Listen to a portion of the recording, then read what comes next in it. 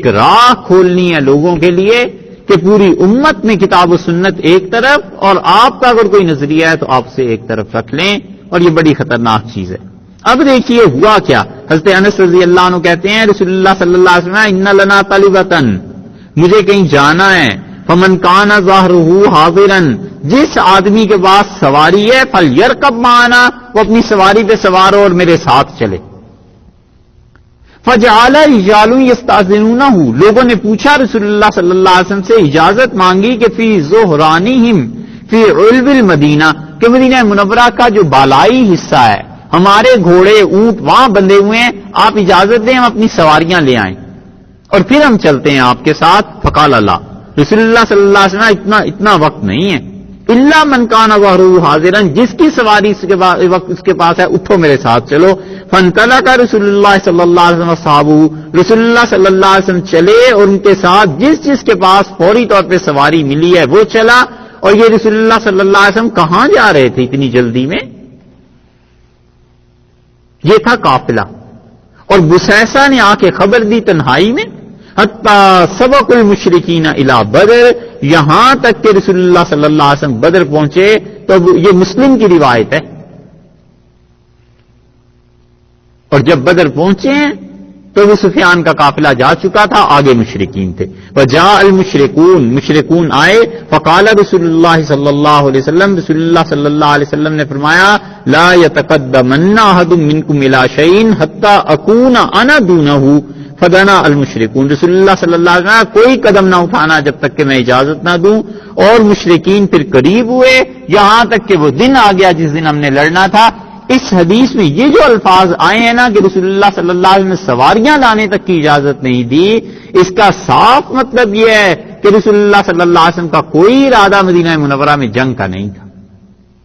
اگر ہوتا تو سوچنے کی بات ہے، کوئی تیاری نہ کرتے، ایسے ہی اٹھ کے چل پڑتے۔ حضرت صلی اللہ علیہ وسلم کے سامنے قافلہ تھا، اس لیے فرمایا کہ جس کی سواریاں ہیں چلو۔ یہ قافلے میں 60-70 آدمی تو کل تھے، قریش کی جو حفاظت کے لیے قافلے کے چل رہے تھے، تو جتنے بھی ہیں اس وقت نکل چلو، اور یہ لوگ نکلے۔ اب تو بدر میں پہنچ کے وہ 300 تھے، یہ 313 تھے۔ مدینہ منورہ میں اگر تیاری کر کے نکلے ہوتے تو ان 300 کے علاوہ بھی تو صحابہ کرام رضی اللہ عنہم تھے، وہ کیوں نہیں گئے؟ یہ اس میں یہ حدیث کے الفاظ یہ ہیں کہ پھر رسول اللہ صلی اللہ علیہ وسلم نے فرمایا کہ لا الا من کان ظہرہ حاضرا، بالکل سواریوں کے پاس جانے کا انہیں لانے کا وقت نہیں ہے، چلو یہاں سے جس کے پاس سواری ہے۔ اور پھر جب مشرکین سے قریب ہوئے ہیں تو پھر رسول اللہ صلی اللہ علیہ وسلم نے کہا، غزوہ بدر کی جب لڑائی کا آغاز ہوا آپ نے کہا قوموا الی جنت ارضها السماوات والارض، اٹھو چلو اس جنت کے لیے جس کا عرض آسمان اور زمین ہے۔ اور پھر عمیر رضی اللہ عنہ اٹھے اور انہوں نے کہا اللہ کے رسول جنت جس کا عرض آسمان اور زمین ہے؟ آپ نے فرمایا ہاں قال بخن، اس نے کہا اچھا کتنی اچھی جنت ہے، کیا اچھی چیز ہے۔ اور رسول اللہ صلی اللہ علیہ وسلم یہ کیوں ایسی بات کر رہے ہو؟ اس نے کہا لا واللہ یا رسول اللہ الا رجاتا ان اکون من اہلہا، میں سوچتا ہوں کہ کیا میں بھی جنت میں جا سکوں گا۔ قال فانک من اہلہا، رسول اللہ صلی اللہ علیہ وسلم تو تو جنتی ہے۔ اور پھر وہ کھجوریں کھا رہے تھے، فجعل یاکل منہن، اور کھجوریں ان کے پاس تھیں، اور پھر اس نے کہا لئن انا حییت حتی آکل تمراتی ھذا، اگر یہ کھجوریں میں ساری کھا لوں اور اتنی دیر میں زندہ رہوں، انہا لحیات طویلۃ، یہ تو ہماری زندگی پھر بڑی لمبی ہو جائے گی۔ فرما بما کان معہ من التمر، اور اس نے اپنی ساری کھجوریں پھینک دیں۔ ثم قاتل، اور پھر عمیر رضی اللہ عنہ چلے گئے مشرکین سے لڑنے، اور وہ گھس گئے ان میں جا کے حتی قتل، یہاں تک کہ شہید ہو۔ یہ مسلم کی روایت ہے۔ اس سے پتا چلتا ہے کہ صحابہ رضی اللہ عنہم کو خود پتا نہیں تھا، خود رسول اللہ صلی اللہ علیہ وسلم کا بھی کوئی ارادہ ایسا نہیں تھا کہ وہ غزوہ بدر میں پوری تیاری کر کے نکلے ہوں۔ یہ وہ چیز ہے جو سب لکھتے چلے آتے ہیں اب اس صدی میں، اور اس سے پچھلے ان کو تو انہوں نے پہلے ہی کہہ دیا کہ وہ سارے متفق ہیں، بخاری بھی اور سارے سیرت نگار وہ کہتے ہیں کہ نہیں، تو وہ کہتے ہیں وہ تو سارے متفق ہیں، لیکن ان سے کیا غلطی ہوئی، اب وہ غلطی کی اس تلاش میں۔ اور یہ ادب سے عرض کرتے ہیں کہ ان سے غلطی نہیں ہوئی، غلطی جو ہوئی ہے ان سے سمجھنے میں ہو گئی. اور اسی لیے یہ تمام روایتیں ہیں جو یہاں پر ہیں. اور شبلی نعمانی انہوں نے ایک اور بات سیرت میں وہ بھی ایسی لکھ دی ہے، وہ انشاءاللہ کل عرض کریں. آپ سوئیے گھر جا کے، پھر دیکھیں گے بدر کتنی دور ہے. یہاں پر وَإِذْ يَعِدُكُمُ اللَّهُ إِحْدَى الطَّائِفَتَيْنِ، اور جب اللہ نے وعدہ کیا تھا تم سے دو جماعتوں کا کہ انہا لکم، یہ بلکہ ہاں اس سے پچھلی آئی تھی، یجادلونک کما اخرجک ربک من بیتک بالحق، جب تمہارے پروردگار نے تمہیں گھر سے نکالا درست کام پہ. بدر درست تھا نا، حق چیز تھی. اللہ نے اس لیے اس کے لیے حق کا لفظ استعمال کیا ہے کہ اللہ تعالیٰ نے فرمایا کہ وہ سچائی کی چیز تھی جس کے لیے تم نکلے تھے. اور وَإِنَّ فَرِيقًا مِّنَ الْمُؤْمِنِينَ لَكَارِهُونَ، اور ان میں ایمان والوں میں صحابہ کرام رضی اللہ عنہم میں ایک گروہ تھا پورا، اور وہ گروہ کیا تھا؟ لَكَارِهُونَ، وہ کراہت کے ساتھ نکل رہے تھے. کراہت کے دو وقت تھے. یہ جو صحابہ رضی اللہ عنہ پہ کراہت کا لفظ آیا ہے نا کہ یہ تب ناگوار گزر رہا تھا، اس کو شیعہ نے بہت زیادہ لکھا ہے. وہ کہتے ہیں ان لوگوں کی تو بدر میں بھی یہی حالت تھی، اور قرآن خود گواہی دیتا ہے. اس لفظ کو سمجھیے، اس کے دو معنی ہیں. ایک بات تو یہ ہے کہ کراہت عقلاً نہیں تھی، طبعاً تھی. اور طبعی طور پہ بہت سی چیزوں میں انسان کو کراہت ہوتی ہے. طبعی چیزیں کتنی ایسی ہوتی ہیں جو آدمی نہیں کرنا چاہتا لیکن مجبوراً کرنی پڑتی ہیں. ہر وقت جی تھوڑا ہی چاہتا ہے کہ انسان نماز پڑھا کرے، کئی بار تو نہیں بھی جی چاہتا، لیکن طبعی کراہت کے ساتھ عقلاً اطاعت اللہ کی جمع کرنی پڑتی ہے. طبعی کراہت کے ساتھ اللہ کی اطاعت جمع کرنی پڑتی ہے. یہ جو چیزیں تھیں صحابہ رضی اللہ عنہ کو بڑا ناگوار گزر رہا تھا واقعی جب خدا نے کہا ہے، لیکن اس کے ساتھ ساتھ عقلاً یہ بات غالب تھی کہ نہیں، اللہ کی راہ میں لڑنا ہے، ایک چیز. اور دوسری بات جو مفسرین نے لکھی ہے وہ کہتے ہیں یہ کراہت مدینہ منورہ سے نکلنے کے وقت تھی نا، کہ قافلہ لوٹنا ہے تو چلو جو چلا گیا ہم سب کیوں جائیں. بات تو کرو جب میدان جنگ میں پہنچے ہیں اس وقت تو کراہت نہیں تھی.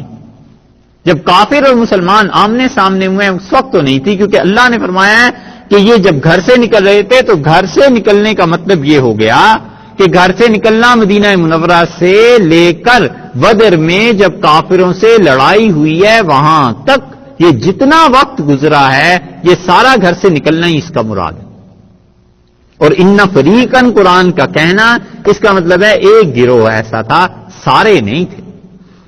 اور سارے صحابہ کرام رضی اللہ عنہم کہاں سے ہوتے؟ ان کی تو تقریریں ایسی تھیں، ابھی آگے آیات میں آتی ہیں. اللہ تعالیٰ نے فرمایا یجادلونا کا، اور یہ کیا کر رہے تھے آپ سے؟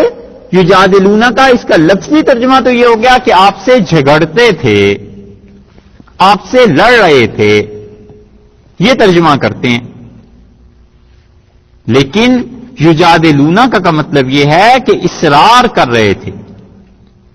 اور ہم اس کی مثال قرآن پاک سے ہی دے دیتے ہیں کہ اللہ تعالی نے اس لفظ کو قرآن پاک میں ایک جگہ استعمال فرمایا ہے حضرت ابراہیم علیہ الصلوۃ والسلام کے معاملے میں. دیکھیے 12ویں پارے میں سورہ ہود،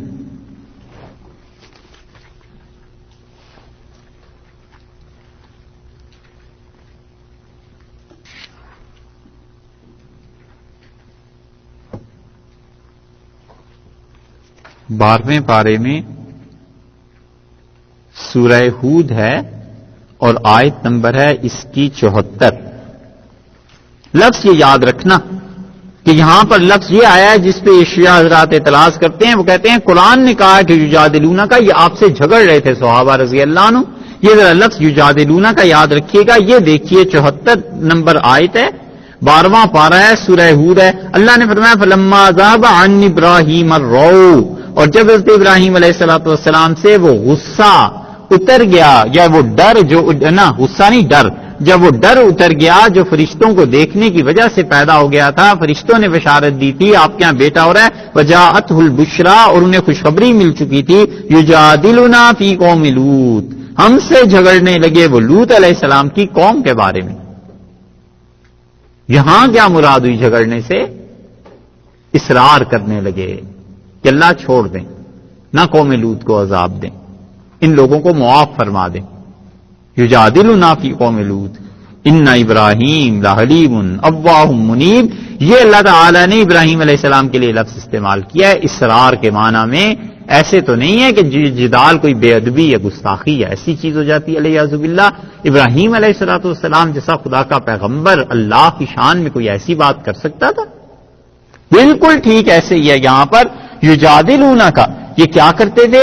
آپ سے اصرار کر رہے تھے فی الحق کے درست بات میں، بعد ما تبینہ، جبکہ واضح ہو چکا تھا کہ کیا بات واضح ہو چکی تھی؟ یہ بات واضح ہو گئی تھی کہ دو قافلوں میں سے ایک تمہیں دینا ہے، کأنما یساقون الی الموت، ایسے انہیں ہو رہا تھا جیسے وہ موت کی طرف دھکیلے جا رہے ہوں، وہم ینظرون، اور وہ دیکھ رہے تھے اس چیز کو۔ صحابہ رضی اللہ عنہم کی وہ جو طبعی طور پہ ناگواری تھی اس کا اظہار ہے کہ یہ ہو رہا تھا وہاں پہ۔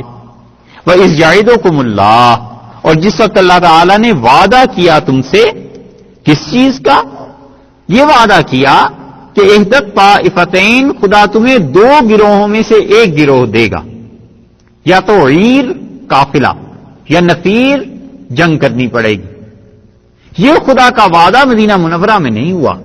اگر مدینہ منورہ میں ہوتا تو رسول اللہ صلی اللہ علیہ وسلم ساری جنگوں کے لیے تیاری فرماتے رہے، بدر میں تیاری نہ کرتے جو سب سے پہلا مارکا تھا۔ خندق میں تیاری کی ہے تو خندق کھو دیا، احد میں تیاری کی ہے تو لوگوں سے مشورہ کیا ہے کہ نکلنا ہے تو کدھر یا نہیں نکلنا، مدینہ منورہ کے اندر رہ کے جنگ کریں، باہر جائیں، کریں کیا؟ تبوک میں رسول اللہ صلی اللہ علیہ وسلم جمع کیا ہے، مسجد میں کہا پیسے لاؤ، اور لوگوں نے پیسے دینا شروع کیے، اس سے اونٹ خریدے گئے، ہر ایک میں تیاری ہے۔ اور مدینہ منورہ میں جب بدر کا معاملہ آیا تو صحیح مسلم کی روایت میں آیا، آپ نے کہا اتنا وقت نہیں ہے کہ تم جا کر اپنی سواریاں لاؤ، بس چلو میرے ساتھ جو ابھی جا سکتا ہے، اور وہ 300 سے کچھ حضرات تشریف لے گئے ساتھ رسول اللہ صلی اللہ علیہ وسلم کے۔ یہ ہے وہ چیز۔ اذ یعدکم اللہ احدی الطائفتین، اللہ تعالی نے کیا کیا کہ دو گروہوں کا وعدہ کر لیا کہ ان دو گروہوں میں سے ایک تمہیں دینا ہے، اور وہ جو ایک گروہ تمہیں دینا ہے انہا لکم، وہ تمہارے ہاتھ لگے گا، وتودون، اور تم چاہتے تھے کہ ان غیر ذات شوکہ، کہ وہ گروہ مل جائے جو غیر مسلح ہو، جس کے پاس اسلحہ نہ ہو، ہمیں تو وہ گروہ مل جائے۔ تمہارا خیال یہ ہو رہا تھا تو کون لکم، تمہیں مل جائے۔ شوکہ عربی میں کہتے ہیں کانٹا جو چبھتا ہے، اور مجازی طور پر استعمال ہوتا ہے ہتھیاروں کے لیے، اسلحے کے لیے، یعنی ہمیں وہ لوگ مل جائیں قافلے والے، لڑنا نہ پڑے اور بات ایسے ہی نمٹ جائے۔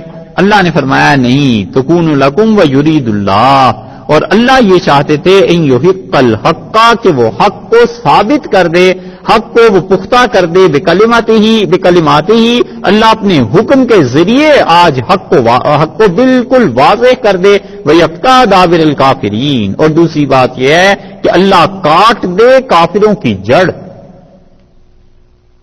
خدا نے کہا قافلہ نہیں دیں گے، وعدہ ہمارا ہے دونوں میں سے ایک کا، لیکن کیوں نہیں دیں گے؟ دو کام مقصود ہیں، ایک تو یہ کہ حق بات واضح ہو جائے، اور دوسرے یہ کہ جن کافروں کی جڑ کٹے۔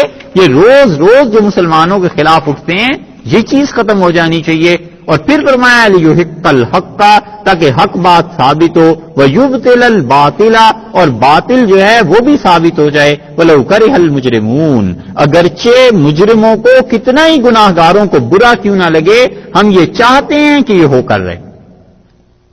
اور اللہ جس چیز کو چاہے پھر کون ہے جو اسے روک سکے؟ اس لیے جب یہ پہنچے ہیں آگے کو تو وہاں پہنچ کر اللہ تعالی نے بات کو بالکل دوسرا کر دیا، اور وہ یہ کہ تم لوگ اب کافروں سے لڑو گے، اس چیز کو اللہ تعالی نے ہٹا دیا۔ کہ یہ لوگ اب قافلے پر حملہ کریں اور یہ چیزیں. اذ تستغیثون ربکم، جب تم اپنے پروردگار سے فریاد کر رہے تھے. تستغیثون ربکم، تم اپنے پروردگار سے مانگ رہے تھے مدد کو، فریاد کر رہے تھے، رو رہے تھے. یہ جو بات ہے نا، یہ صحیح مسلم میں آئی ہے اور رسول اللہ صلی اللہ علیہ وسلم کی حالت بیان کی گئی ہے کہ خود نبی کریم صلی اللہ علیہ وسلم کا کیا حال تھا. اور بتایا گیا کہ حضرت صلی اللہ علیہ وسلم، یہ حضرت عمر رضی اللہ عنہ کی روایت ہے،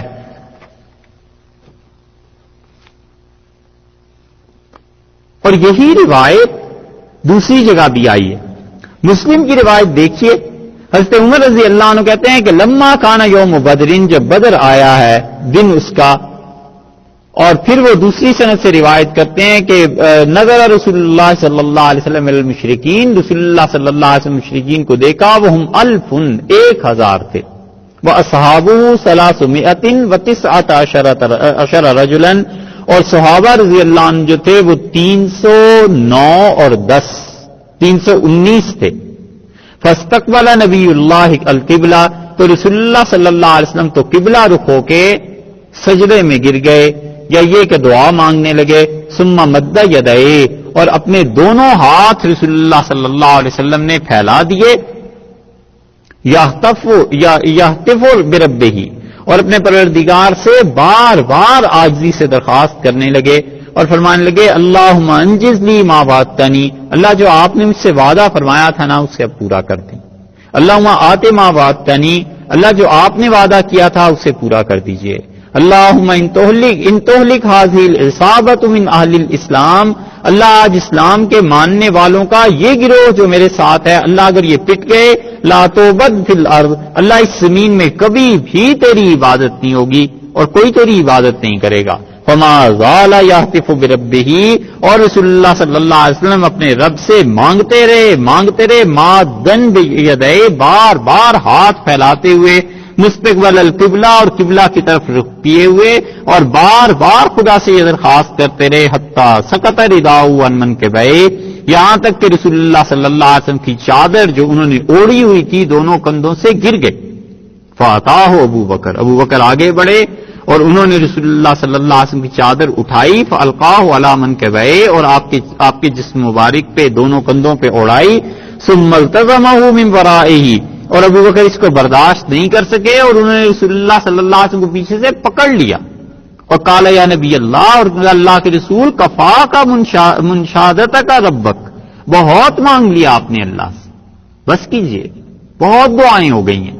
فإنہ سینجزک ما وعدک، اس نے جو وعدہ آپ سے کیا ہے نا ضرور پورا ہو جائے گا، کیوں آپ اتنے پریشان ہیں.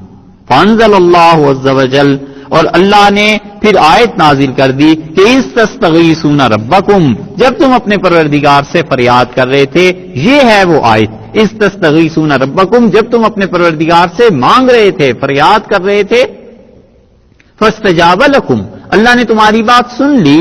انی ممدکم، اور کہا میں تمہاری مدد کروں گا. بألف من الملائکۃ مردفین، 1000 فرشتوں کے ذریعے جو بعد میں آنے والے ہوں گے، جن کے بعد اور فرشتے آئیں گے.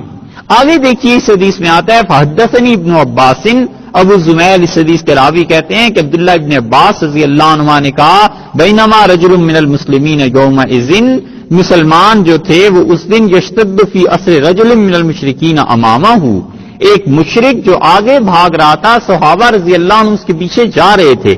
اذا سمع ضربۃ بالصوت، اور انہوں نے سنی ایک کوڑے کی آواز، اور ایک یہ آواز سنی کہ ہیزوم آگے بڑھ. اور وہ کہتے ہیں کہ وہ قبل اس کے کہ وہ صحابی رضی اللہ عنہ اس مشرک کو مارتے، وہ اپنے گھوڑے سے گرا تو ہم نے دیکھا کہ اس کی تو ناک پھٹ گئی، وہ شق وجہ، اور اس کا چہرہ ٹکڑے ٹکڑے ہو گیا. ضربت صوت، اور ایسے جیسے کسی نے کوڑا مارا ہو اس کو، ایسی نشانات تھے. تو یہ انصاری جو تھے انہوں نے رسول اللہ صلی اللہ علیہ وسلم سے آ کے عرض کیا کہ کہ اللہ کے رسول جنگ میں یہ ایک عجیب بات پیش آئی تو آپ نے فرمایا صدقتا، تم نے سچ کہا ہے، ذالک من مدد السماء الثالثہ، یہ تیسرے آسمان سے خدا کی مدد تمہارے لیے آئی تھی. فقتلوا یومئذ 70، اور اس سے عمر رضی اللہ عنہ نے کہا کہ 70 آدمی مارے گئے کافروں کے، وَأَسَرُوا 70، اور 70 آدمی جو تھے ہم نے انہیں گرفتار کر لیا، قیدی بنا لیا. یہ وہ آیت ہے جس کا حضرت عمر رضی اللہ عنہ حوالہ دے رہے ہیں. اللہ نے فرمایا ہے کہ دیکھو پھر کیا ہوا، ہم نے استستغیثون ربکم، جب تم اپنے پروردگار سے فریاد کرنے لگے، فاستجاب لکم انی ممدکم بألف من الملائکۃ مردفین، اور اللہ تعالیٰ نے کہا کہ میں تمہاری مدد کے لیے بھیجوں گا 1000 فرشتے جو جنگ کریں گے، مردفین، پیچھے آئیں گے. سورہ آل عمران میں گزرا تھا نا کہ وہاں پر 1000، 3000 اور 5000 کا فرمایا تھا. یہاں پر فرما دیا کہ یہ خاص فرشتے ہیں، اور دیکھو ایسے فرشتے ہیں جو پیچھے آنے والے ہیں، یعنی ایسے فرشتے جن کے پیچھے اور بھی اتر سکتے ہیں. اور اسی لیے رسول اللہ صلی اللہ علیہ وسلم نے وہاں پر فرمایا کہ یہ وہ فرشتہ ہے جو فرشتہ آیا ہے ایسے تیسرے آسمان سے تم لوگوں کی مدد کے لیے. وما جعلہ اللہ، اور اللہ تعالی نے نہیں کیا اس مدد کو الا بشرا، ہاں مگر تمہاری خوشخبری کے لیے کہ تم لوگ خوش ہو جاؤ. یہ اللہ نے کیا ہے. وَلِتَطْمَئِنَّ بِهِ قُلُوبُكُمْ، اور اس مدد سے تمہارے دل خوش ہو جائیں. وَمَن نَصْرُ، اور حقیقت میں مدد الا من عند اللہ، اللہ ہی کی طرف سے آتی ہے.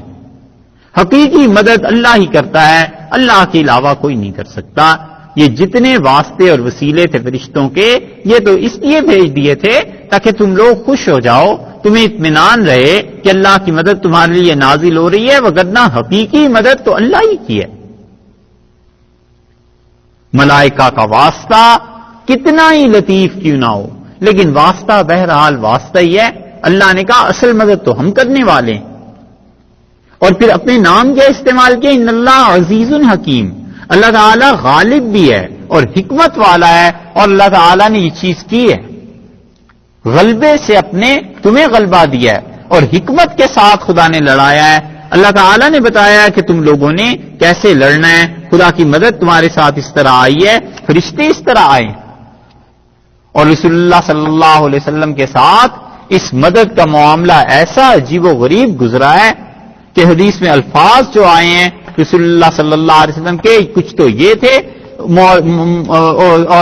اور یہ سیرت والے اور دعائیں بھی رسول اللہ صلی اللہ علیہ وسلم کی نقل کرتے ہیں. وہ کہتے ہیں 17 رمضان کو رسول اللہ صلی اللہ علیہ وسلم نے ہاتھ پھیلا دیے اور آپ نے کہا اللہم ھذہ قریش، اللہ یہ قریش آ گئے ہیں، قد اتت بخیلائھا، اللہ اپنے گھوڑوں کو لے آئے ہیں، اے پروردگار یہ اپنے دوستوں کو لے آئے ہیں، اونٹوں کو لے آئے ہیں، غرور کا سامان ساتھ لے آئے ہیں. تحاول ان تکذب رسولک، اور اللہ یہ اس لیے لے آئے ہیں کہ تیرے رسول کو جھوٹا کریں، اللہ اس لیے آ گئے ہیں کہ تجھے جھوٹا کہیں. اللہم فنصرک الذی وعدتنی، اللہ وہ مدد بھیج دے جس کا تو نے ہم سے وعدہ کیا تھا، اللہ اس مدد کو نازل کر دے آج. اللہ یہ سارے اس لیے آئے ہیں کہ مجھے جھوٹا قرار دیں. اللہم ان تہلک ھذہ العصابہ، اور اللہ آج یہ مٹھی بھر جماعت جو میرے ساتھ ہے اگر یہ پٹ گئے، خدا بندہ لا توبت، پھر تیری عبادت دنیا میں نہیں ہوگی، پھر تیری توحید، تیرا پیغام، تیری بات کرنے والا کوئی نہیں رہے گا. حضرت ابوبکر رضی اللہ عنہ پہ یہ جو چیز طاری ہو گئی تھی کہ یہی چیز تھی کہ رسول اللہ صلی اللہ علیہ وسلم نے مانگا ہی اس در سے. ایک جگہ آیا ہے کہ حضرت صلی اللہ علیہ وسلم نے اس سے بھی زیادہ شدید الفاظ میں اللہ سے دعا مانگی، اور آپ نے فرمایا اللہم ان شئت لم تعبد، اللہ اگر آپ چاہتے ہیں کہ آپ کی عبادت دنیا میں آئندہ نہ ہو پھر ایسے ہی کر لیں، پھر پٹ جائیں ہم نہ رہے، خدایا تیری عبادت کبھی نہیں ہوگی. حتیٰ کہ رسول اللہ صلی اللہ علیہ وسلم اٹھے ہیں اور حضرت عمر رضی اللہ عنہ کہتے ہیں مجھے لے کر چلے اور مجھ سے فرمایا یہ ہے وہ جگہ جہاں ابو جہل مرے گا، یہ ہے وہ جگہ جہاں پہ عتبہ مرے گا، یہ ہے وہ جگہ جہاں پر شیبہ مرے گا. اور آپ نے فرمایا جبریل میرے ساتھ ہیں، اور آپ نے فرمایا یہ ہے فلاں جگہ فلاں مرے گا، فلاں مقام پہ فلاں مرے گا، اور رسول اللہ صلی اللہ علیہ وسلم یہ باتیں بتاتے چلے گئے. اور اس سے عمر رضی اللہ عنہ کہتے تھے جب بدر کا بادل چھٹا اور جنگ ختم ہوئی تو میں نے جا کے دیکھا کہ کون کون کہاں کہاں پڑا ہوا ہے. اللہ کی قسم قدر شبرن، ایک بالشت کے برابر اس کی لاش ادھر ادھر نہیں پڑی ہوئی تھی. جو رسول اللہ صلی اللہ علیہ وسلم نے بتایا تھا وہ ہو کے ہی رہا.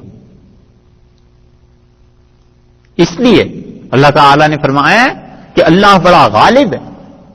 یہ بدر کا معرکہ ہو کیسے گیا؟ اللہ نے دونوں میں سے ایک چیز کا ان سے وعدہ کیا تھا نا کہ تمہیں دیں گے، اور پھر ہوا یہی کہ اللہ تعالی نے قافلہ وہ ادھر سے گزر گیا تو انہیں ان کے سامنے کر دیا. اب رسول اللہ صلی اللہ علیہ وسلم کے سامنے جب یہ لوگ آئے ہیں تو حضرت صلی اللہ علیہ وسلم بار بار پوچھ رہے تھے کہ تم لوگوں کا کیا ارادہ ہے. اور ارادہ اب صحابہ کرام رضی اللہ عنہ جو مہاجر تھے وہ تو تھے ہی تھے. حضرت صلی اللہ علیہ وسلم نے جب بار بار پوچھا تو انصار سمجھ گئے کہ اوہو رسول اللہ صلی اللہ علیہ وسلم کا ارادہ ہمارے متعلق ہے. تو مقداد ابن عمر رضی اللہ عنہ اٹھے، انہوں نے کہا اللہ کے رسول آپ ہماری رائے سننا چاہتے ہیں؟ انزل لما امرک اللہ، لے چلیے جہاں کا اللہ نے آپ کو حکم دیا ہے. وانا معک، ہم آپ کے ساتھ ہیں. اور اللہ کے رسول جہاں آپ چاہیں ہمیں حکم دیں، ہم کبھی بھی آپ سے وہ بات نہیں کہیں گے جو بنی اسرائیل نے حضرت موسیٰ علیہ السلام سے کہہ دی تھی کہ جاؤ تم اور تمہارا پروردگار اور لڑو اور ہم یہاں بیٹھے ہیں. وَلَٰكِنِ اذْهَبْ أَنْتَ وَرَبُّكَ، ہم تو یہ کہیں گے کہ اللہ کے رسول آپ چلیے اور جہاں آپ چاہیں ہم آپ کے ساتھ جائیں گے. اور جب تک ہم کہتے ہیں آپ اور آپ کا خدا اور ہم سب جائیں گے، آپ چلیں اور ہم آپ کے ساتھ جانے لڑا دیں گے. اور ایک آنکھ کی پتلی بھی جب تک حرکت کرتی ہے نا اللہ کے رسول آپ کو نہیں چھوڑا جا سکتا. اسی لیے قرآن نے کہا ہے کہ یہ لوگ اللہ سے ایسے مانگ رہے تھے اور پہلا موقع تھا، اور رسول اللہ صلی اللہ علیہ وسلم بار بار پوچھ رہے تھے کہ کیا کریں. عبداللہ ابن مسعود رضی اللہ عنہ کہتے ہیں اس موقع پہ جو سعد ابن معاذ نے کہا تو اتنے خوش ہوئے رسول اللہ صلی اللہ علیہ وسلم سعد کی تقریر سے کہ میرا جی چاہا کہ کاش یہ نیکی یہ سعادت مجھے ملتی. سعد رضی اللہ عنہ نے کہا لقد آمنا بک، اللہ کے رسول ہم آپ پر ایمان لائے ہیں. وصدقنا کا، ہم نے آپ کی تصدیق کی ہے. وشہدنا انما جئت بہ هو الحق، اور ہم نے اس کی قسم کھائی ہے کہ جو چیز آپ لے کے آئے ہیں وہ سچ ہے. وآتیناک عہودنا ومواثیقنا علی السمع والطاعہ، ہم آپ سے وعدہ کر چکے ہیں، پکا عہد لے کر چکے ہیں کہ ہم آپ کی ہر بات سنیں گے مانیں گے. آپ ہم سے پوچھتے ہیں فامض یا رسول اللہ لما اردت، چلیے اللہ کے رسول جو آپ نے ارادہ فرمایا ہے. فوالذی بعثک بالحق، اس اللہ کی قسم جس پروردگار نے آپ کو سچائی کے ساتھ دنیا میں بھیجا ہے، اگر آپ ہمیں لے جا کر سمندر پر پہنچا دیں اور آپ کہیں کہ اس سمندر میں چھلانگ لگا دو تو ہم آپ کے ساتھ ہیں اور ہم اس میں کود جائیں گے.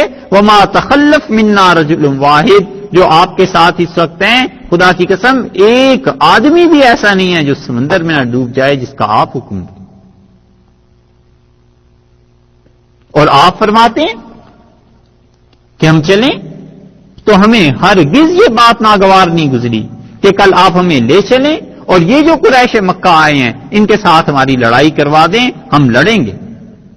اور انہوں نے کہا کہ صدق عند اللقاء، اللہ کے رسول ایسے ثابت قدم رہیں گے ہم جنگ میں، مقابلے میں اتنی سچے آپ پر فدا ہو جائیں گے کہ بعید نہیں ہے اللہ ہماری وجہ سے سب کچھ وہ آپ کو دکھا دے جس سے آپ کی آنکھیں ٹھنڈی ہو جائیں اور آپ ہم سے راضی رہیں، آپ ہم سے خوش ہوں. ہم وہ کچھ کر کے دکھا دیں گے آپ کو، کل آپ چلیں تو صحیح. فسر بنا علی برکت اللہ، اللہ کی برکت اللہ کے بھروسے پہ نکلیں. آپ ہماری رائے سننا چاہتے ہیں. تو عبداللہ ابن مسعود رضی اللہ عنہ کہتے تھے رسول اللہ صلی اللہ علیہ وسلم نے سعد کو گلے سے لگا لیا اور آپ نے فرمایا کہ دیکھو یہ پٹیں گے ہم سے اور انہیں ضرور شکست ہو جائے گی. تو رسول اللہ صلی اللہ علیہ وسلم پھر وہ بدر میں تو تھے، لڑائی ہوئی. مدینہ منورہ سے کوئی 80 میل کا یہ فاصلہ بنتا ہے. اس 80 میل میں کہیں یہ واقعہ پیش آیا ہے کہ رسول اللہ صلی اللہ علیہ وسلم بدر کے قریب کہیں پہنچ گئے تھے، پھر پتا چلا کہ اب چلے گئے. یہ جو آیا نا مسلم کی روایت ابھی بتائی تھی کہ وہ غلام جو پکڑا گیا تو تو اسے مارتے تھے. اس موقع پہ رسول اللہ صلی اللہ علیہ وسلم کو یقین ہو گیا تھا کہ ابو سفیان تو بچ کے چلا گیا، اور اب یہ قریش والے ہیں جن کے ساتھ ہمیں لڑنا ہے اور جن کے ساتھ یہ باتیں پیش آنی. اور نبی کریم صلی اللہ علیہ وسلم نے جب دیکھا کہ وہ چلا گیا ہے تو پھر اس کے بعد اللہ نے یہ جو بات کہی ہے یہ سامنے پیش آئی. اللہ تعالیٰ نے فرمایا بھائی یغشیکم النعاس، اور جب تمہیں گھیر لیا، چھا گئی تم پر، النعاس، نعاس کہتے ہیں اونگ کو، کہ اونگ تم پر آ گئی. اور امنتن فرمایا کہ اونگ آ گئی منہ اللہ کی جانب سے، اللہ کی جانب سے سکون نازل کرنے کے لیے تم پر اونگ طاری کر دی گئی، اور اس کی وجہ سے کیا کیا چیزیں بنی ہیں آگے، اور اس اونگ کی وجہ سے امن اور اطمینان ہو گیا، آرام آ گیا، اطمینان ہو گیا لڑائی کے لیے. وہ جو نیند کا غبار تھا وہ ختم ہو گیا. وَيُنَزِّلُ عَلَيْكُم مِّنَ السَّمَاءِ مَاءً، اور اللہ تعالیٰ نے دوسرا یہ کیا کہ تم پر آسمان سے پانی نازل کیا، لِيُطَهِّرَكُم بِهِ، اس پانی کا فائدہ یہ ہوا کہ اس کے ذریعے تمہیں پاک کر دے. یہ ہے دلیل حنفی فقہا کی کہ وہ کہتے ہیں پانی بنیادی طور پر پاک کرنے کے لیے ہوا کرتا ہے. وہ کہتے ہیں حتیٰ کہ کوئی آدمی بغیر نیت کے بھی پانی میں ڈوب جائے، ڈبکی لگا لے، کھڑا ہو جائے تو وضو غسل سب ہو جائے گا جب غسل یا وضو کے اعضاء بھیگ جائیں گے. اور غسل تو اس اعتبار سے ہو جائے گا کہ سارا جسم اس کا بھیگ گیا، اور وضو اس لیے ہو جائے گا کہ چاروں اعضاء جو فرض تھے وہ بھیگ گئے. وہ کہتے ہیں اللہ نے پانی کو بنیادی طور پر بھیجا ہی اس لیے. ایک وَيُذْهِبْ عَنْكُمْ رِجْزَ الشَّيْطَانِ، اور دوسری بات یہ ہے کہ اللہ نے یہ پانی اس لیے نازل کیا تاکہ تم سے شیطان کا جو وسوسہ ہے اسے دور کر دے. یہ شیطان کا وسوسہ کیا آ گیا صحابہ رضی اللہ عنہ میں؟ ہوا یہ کہ وہ جلدی آئے اور انہوں نے پانی کی جگہ پر قبضہ کر لیا. تو صحابہ رضی اللہ عنہ پانی تو ہر ایک کی ضرورت ہے، ان کی جی میں یہ آیا کہ کہیں ایسے تو نہیں ہے کہ اللہ کی مدد انہی کے ساتھ ہو. یہ وسوسہ شیطان نے ڈالا کہ اگر ہم اللہ ہی کی راہ میں نکلے ہوئے ہیں اور جہاد اور یہ سب چیزیں کرنی ہیں تو ہم ہی پانی سے محروم ہو گئے. یہ کیا ہو گیا؟ اور جس جگہ کو رسول اللہ صلی اللہ علیہ وسلم منتخب کیا تھا وہ تھی مٹی والی جگہ. اور اس پہ حباب رضی اللہ عنہ نے عرض کیا کہ اللہ کے رسول یہ جو جگہ ہے آپ نے وحی کے ذریعے انتخاب فرمایا ہے یا آپ نے انتخاب فرمایا ہے خود اپنی رائے سے آپ نے فرمایا یہ میری رائے ہے؟ انہوں نے کہا اللہ کے رسول یہاں کی زمین کا میں واقف ہوں، تھوڑا سا آگے تشریف لے چلیں. رسول اللہ صلی اللہ علیہ وسلم آگے چلے گئے. آگے جب پہنچے ہیں تو اس رات کو ہو گئی بارش، اور ہوا یہ کہ پانی کے وہاں جتنے ذخائر تھے رسول اللہ صلی اللہ علیہ وسلم نے سارے ذخائر کو پٹوا دیا. آپ نے فرمایا انہیں ختم کر دو. اور پانی کا ایک ذخیرہ تھا اس پہ خود مسلمانوں کا قبضہ ہو گیا. تو حضرت صلی اللہ علیہ وسلم نے کافروں کو اجازت دی کہ رات بھر تم پانی بھر سکتے ہو، پانی پہ ہم پابندی نہیں لگائیں گے. یہ سارے پانی کے ذخائر کو تباہ کر دینا اور ایک کا چھوڑ دینا یہ اس کی دلیل تھی کہ ان کافروں پر روک پڑے، انہیں پتہ چلے کہ ہم تمہارے لیے اب بھی اتنے مہربان ہیں، ہم کوئی ظلم نہیں کر رہے، مگر تم لوگ اپنے آپ کو ٹھیک کر لو. اور پھر اوپر سے جب بارش ہوئی تو کافروں نے تو پکی زمین لی ہوئی تھی نا، مٹی جہاں جمی ہوئی تھی وہاں ہو گیا کیچڑ، اور مسلمان جس زمین پہ تھے یہاں تھی ریت، اور اس کا نتیجہ یہ نکلا کہ ریت جم گئی اور فضا صاف ہو گئی. اب ان دونوں چیزوں میں اللہ تعالیٰ نے فرمایا کہ یذہب عنکم رجز الشیطان، اللہ تعالیٰ تم سے شیطان کا یہ وسوسہ دور کر دے. یہ پانی جو اللہ نے نازل کیا ہے یہ اس لیے نازل کیا، یہ ہے دلیل اس کی کہ بارش میں کھڑے ہو کے دعا مانگنے سے ابتدائی قطرے جو بارش کے ہوتے ہیں انسان کی دعا قبول ہوتی، کیونکہ بارش اللہ کی رحمت. وَلِيَرْبِطَ عَلَىٰ قُلُوبِكُمْ، اور اللہ نے تیسری چیز یہ کر دی. پہلی چیز تمہیں پانی کے ذریعے پاک کیا، دوسری چیز یہ کہ شیطان کا وسوسہ تم سے ہٹا دیا. اب صحابہ کرام رضی اللہ عنہ نے زمین میں گڑھے کھود کے بارش کے پانی کو جمع کر لیا، یہ ان کے پینے کے کام آنے لگا. دو باتیں. تیسری یہ کہ وَلِيَرْبِطَ عَلَىٰ قُلُوبِكُمْ، کہ اللہ تعالیٰ کیا کرے تمہارے دلوں کو مضبوط کر دے، ہمت بند جائے، ذہن سے یہ بات نکل جائے کہ اللہ کی مدد کس کے ساتھ ہے. گرا لگا دی خدا نے تمہارے دل پر. 3 چیزیں، وَيُثَبِّتُ بِهِ الْأَقْدَامَ، اور اس بارش کے ذریعے اللہ نے تمہارے پاؤں کو جما دیا. اور وہ وقت یاد کرو، یہ بارش کے فوائد ہو گئے، یعنی باوجود اسباب کے غیر مؤثر ہونے کے، اور باوجود اس کے کہ یہ اسباب مؤثر نہیں ہوا کرتے ہر وقت میں، اللہ تعالی کی طرف سے آج مدد آنی ہے. اللہ نے پہلے کہہ دیا نا کہ مدد تو ہماری ہی طرف سے ہے، یہ تو ہم نے اس لیے کیا کہ تمہارا دل خوش ہو. یہاں پر فرما دیا کہ اسباب دیے، اس کا مطلب یہ ہے کہ ان اسباب میں بھی حکمتیں ہوا کرتی ہیں. اذ ربک الی الملائکہ، اور جب تیرے پروردگار نے وحی کی فرشتوں کی طرف، اور اللہ نے کہا انی معکم، میں تمہارے ساتھ ہوں. فثبتوا، یہاں سے ایک نیا سلسلہ کلام شروع ہو رہا ہے جو آیت نمبر 14 تک جاتا ہے. اللہ نے فرمایا یوحی ربک الی الملائکہ، جب تیرے پروردگار نے وحی کی فرشتوں کی طرف اور کہا انی معکم، اللہ نے کہا میں تمہارے ساتھ ہوں، ان صحابہ رضی اللہ عنہم کے ساتھ ہوں، یا یہ کہ فرشتوں میں تمہارے ساتھ ہوں. فثبتوا الذین آمنوا، ایمان والوں کو پکا رکھنا، جمائے رکھنا. آج بدر میں سألقی فی قلوب الذین کفروا الرعب، اور ہم ڈال دیں گے، اب ڈال دیں گے ان کافروں کے دلوں میں مسلمانوں کا رعب. فاضربوا فوق الاعناق، اور جاؤ اور مارو ان کافروں کی گردنوں پہ سر کے اوپر کے حصے میں.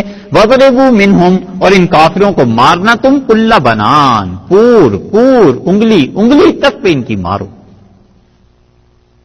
ذالک بانہم شاقوا اللہ ورسولہ، اس لیے کہ یہ انتہائی مخالف ہیں اللہ کے اس کے رسول کے. ومن یشاقق اللہ، اور لوگوں جو کوئی اللہ کا مخالف بنے، ورسولہ، اور اس کے رسول کا، فإن اللہ شدید العقاب، اللہ کی مار بڑی سخت ہے. ذالکم، سن لیا ہے کافرو، فذوقوا، چکھو اس عذاب کو. وان للکافرین عذاب النار، اور یہ تو دنیا کا عذاب تھا، ابھی تو جہنم کا عذاب باقی ہے. ان کافروں کو بھی وہ عذاب بھی دینا ہے. اس لیے یہ پانی برسا اور رسول اللہ صلی اللہ علیہ وسلم رات بھر بس وہ ایک ہی آنکھ تھی جو جاگتی رہی. حضرت علی رضی اللہ عنہ کہتے تھے کہ سب سے بڑا بہادر بتاؤ، تو انہوں نے کہا امیر المومنین آپ جیسا شجیع بہادر نہیں دیکھا. انہوں نے کہا سب سے زیادہ بہادر ابو بکر تھے. اللہ کی قسم ہم رات سب لوگ سو گئے اور یہ ابو بکر تنہا رسول اللہ صلی اللہ علیہ وسلم کے لیے کھڑے رہے، پہرا دیتے رہے. اور نبی کریم صلی اللہ علیہ وسلم کا حال یہ تھا کہ آپ نے نماز شروع کر دی اور رات بھر نفل پڑھتے رہے اور آخر پہ سجدے میں گر گئے اور آپ نے فرمایا اللہ آج تیری مدد چاہیے، اللہ آج اپنا وعدہ پورا کر، اور اللہ یہ جو جماعت میں لے کے آیا ہوں اگر اسے کچھ ہو گیا تو خدایا پھر تیری عبادت نہیں ہوگی. اتنا روئے رسول اللہ صلی اللہ علیہ وسلم، اتنا روئے کہ حضرت عمر رضی اللہ عنہ کہتے ہیں وہ ریت تر ہو گئی اور آنسوؤں سے، اور حضرت بکر رضی اللہ عنہ نے بے اختیار سجدے سے کمر پکڑ کے اٹھا لیا. ان کا اللہ کے رسول ایسے نہ کریں. چادر مبارک گر گئی اور ان کا اللہ کے رسول ایسے نہ کریں، یہ سب چیزیں ہو جائیں گی اور اللہ اپنا وعدہ پورا کرے گا. قریش جنگ کے لیے بےتاب تھے اور کچھ نیک دل لوگ ان میں تھے جو چاہتے تھے کہ جنگ نہ ہو. قریش ہر ایک منزل پر آتے رہے اور ایک منزل پر رکتے تھے، 9 یا 10 اونٹ ذبح کرتے تھے. رسول اللہ صلی اللہ علیہ وسلم نے جس جاسوس کو بھیجا تھا کہ اطلاع لاؤ، انہوں نے بتایا اور ایک آدمی پکڑا گیا، ایسے ہی جا رہا تھا تو رسول اللہ صلی اللہ علیہ وسلم اسے پکڑو اور میرے پاس لے آؤ. اسے لائے، آپ نے فرمایا کیا دیکھا ہے تم نے؟ اس نے کہا اس طرح فلاں فلاں آدمی آئے ہوئے ہیں. اور جب آدمیوں کے نام سنے رسول اللہ صلی اللہ علیہ وسلم نے کہ ولید بھی آیا ہے، عتبہ بھی آیا ہے، شیبہ بھی آیا ہے، ابو جہل بھی آیا ہے، آپ نے کہا مسلمانوں سے، آپ نے کہا مکہ نے اللہ کی قسم اپنے جگر کے ٹکڑے نکال کر تمہارے سامنے پھینک دیے ہیں. اور آپ نے ایک ہاتھ پہ دوسرا ہاتھ رکھا اور آپ نے فرمایا پیس دو آج انہیں. مکہ میں کوئی بڑا آدمی نہیں رہا تھا جو آیا نہ ہو. ہاں وہ رہ گیا تھا ابو لہب اور اس جیسے کچھ لوگ اور بھی بہت سے بلکہ رہ گئے تھے، لیکن سردار نہیں تھے، عام عوام رہ گئی تھی کیونکہ قافلہ جو تھا وہ چلا گیا.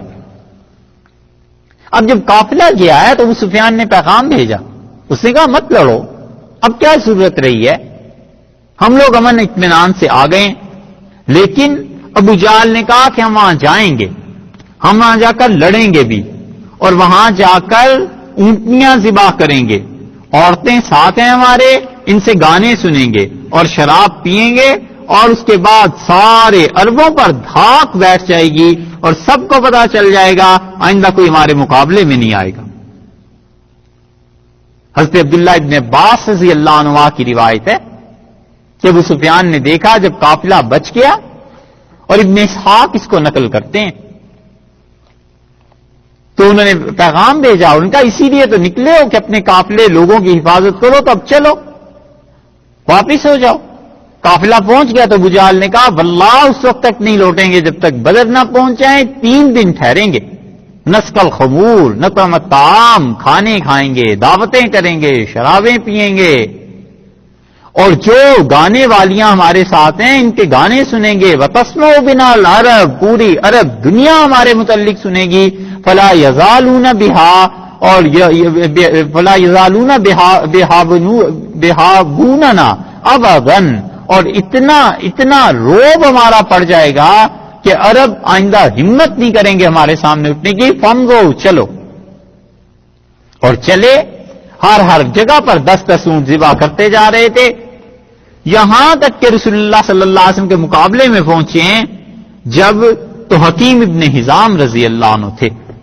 حکیم ابن حزام رضی اللہ عنہ جو تھے، ان کا تعلق بنتا تھا حضرت خدیجہ رضی اللہ عنہا کے ساتھ، اور حکیم ابن حزام نے آ کر عتبہ سے بات کی اور عتبہ سے کہا کہ دیکھو تمہارا حلیف ہے عبداللہ حضرمی، اور اس کا بیٹا مارا گیا ہے نا عمر، تو نہ لڑو۔ ایسے نہیں ہو سکتا کہ ہم وہ خون بہا محمد صلی اللہ علیہ وسلم سے لے لیں، اور یہ بھی تو ہو سکتا ہے کہ میں ادا کر دوں، نہ لڑو۔ اور اس نے بڑی اچھی بات کی، اس نے کہا اگر ہم مارے گئے تو انہیں تو کوئی پرواہ ہوگی نہیں، ان کا تو دین اسلام اور کفر کا مسئلہ ہے، اور اگر یہ مارے گئے تو کون سی خوشی کی بات ہے، ان میں کوئی ہمارے چچا کا بیٹا ہے، کوئی پھوپھو کا بیٹا ہے، کوئی تایا کا بیٹا ہے، کوئی اس طرح ہے، کوئی اس طرح ہے، یہ سب رشتہ دار ہیں اپنے ہی۔ اور یہ بات جب ہوئی تو عتبہ تھا بڑا شریف آدمی، اس نے منظور کر لیا۔ تو حکیم نے کہا عتبہ اگر تم چاہو تو میں بات کروں ابو جہل سے، ان کا ہاں میرا پیغام اسے دینا یہی۔ تو ابو جہل اپنے ترکش کو نکالے ہوئے تیر پھیلائے ہوئے تھے، عتبہ کا پیغام سن کے کہنے لگا ہاں عتبہ کی ہمت نے جواب دے دیا۔ اور عتبہ کے جو بیٹے تھے نا، یہ کون تھے؟ عتبہ کے بیٹے تھے حضرت ابو حذیفہ رضی اللہ عنہ، اتنے مشہور صحابی ہیں، اور یہ رسول اللہ صلی اللہ علیہ وسلم کے ساتھ بدر میں ہوتے، لیکن ان کو اور ایک اور صحابی رضی اللہ عنہ کو پکڑ لیا تھا مشرکین نے، اور ان کا تم نہیں جاؤ گے ان کے خلاف، اس وعدے پہ تمہیں چھوڑتے ہیں۔ تو رسول اللہ صلی اللہ علیہ وسلم کے پاس آئے اور کہا اللہ کے رسول نے تو وعدہ لے لیا، رسول اللہ صلی اللہ علیہ وسلم اپنے وعدے کو پورا کرو۔ اور ابو جہل نے صاف کہا، اس نے کہا اس لیے نہیں لڑنا چاہتا کہ بیٹا ہوگا سامنے، یہ بچنا چاہتا ہے اس سے۔ اور عمر حضرمی کے بھائی کو بلایا اور کہنے لگا کہ تمہارے بھائی کا خون تمہاری آنکھوں کے سامنے یہ آیا ہوا ہے، اور یہ عتبہ پیغام دیتا ہے کہ لڑنا چھوڑ دیں۔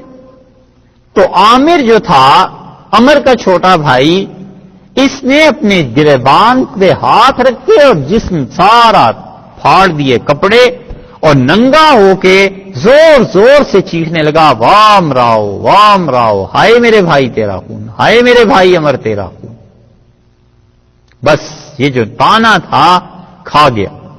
عتبہ کو اتنا غصہ اس پہ آیا، وہ اٹھ کھڑا ہوا اور اس نے کہا خود لاؤ میں اپنے سر پر پہنوں، اور میں ابو جہل کو بتا دوں گا کہ کون ہے جو میدان جنگ میں لڑتا ہے اور کون ہے جو پیچھے ہٹتا ہے۔ سارے لشکر میں ایک خود نہیں ملی جو اس بڑے سر پہ آتی، بڑا دماغ تھا، بڑا سر تھا اس کا۔ اور حضرت صلی اللہ علیہ وسلم چونکہ خود چاہتے نہیں تھے کہ اپنے دستے مبارک سے کسی کی گردن اتاریں، صبح ہوتے ہوتے رسول اللہ صلی اللہ علیہ وسلم نے صف آرائی کرائی، اور دست مبارک میں ایک تیر تھا، اور رسول اللہ صلی اللہ علیہ وسلم اس تیر سے لوگوں کو درست فرماتے رہے. اور رسول اللہ صلی اللہ علیہ وسلم نے حضرت حذیفہ رضی اللہ عنہ اور حضرت حسین تھے دوسرے صحابی رضی اللہ عنہ، ان کو منع کر دیا جہاد میں شرکت سے. اور حضرت صلی اللہ علیہ وسلم نے جب دیکھا کہ فوجیں آمنے سامنے آ گئی ہیں تو اب پہچان شروع ہوئی کہ کون کون کس کا رشتہ دار ہے. حضرت بکر رضی اللہ عنہ کے صاحبزادے عبد الرحمن تھے، اسی لیے عبد الرحمن کہتے تھے کہ ابا آپ کئی مرتبہ میری تلوار کی زد میں بدر میں آئے لیکن میں نے چھوڑ دیا. میرے والد ہیں حضرت بکر رضی اللہ عنہ کا، ایک بار تو آ جاتا میری زد میں تو تجھے کبھی نہ چھوڑتا. اور سامنے دوسری طرف عتبہ کے بیٹے حضرت حذیفہ رضی اللہ عنہ، اور تیسرے حضرت عمر رضی اللہ عنہ کے ماموں وہ آ گئے، اور حضرت علی رضی اللہ عنہ کے بھائی بھی تھے. یہ سب لوگ ایک دوسرے کے آمنے سامنے تھے. اور عتبہ سب سے پہلے نکلا، اور رسول اللہ صلی اللہ علیہ وسلم ایک دن تنگ آ گئے.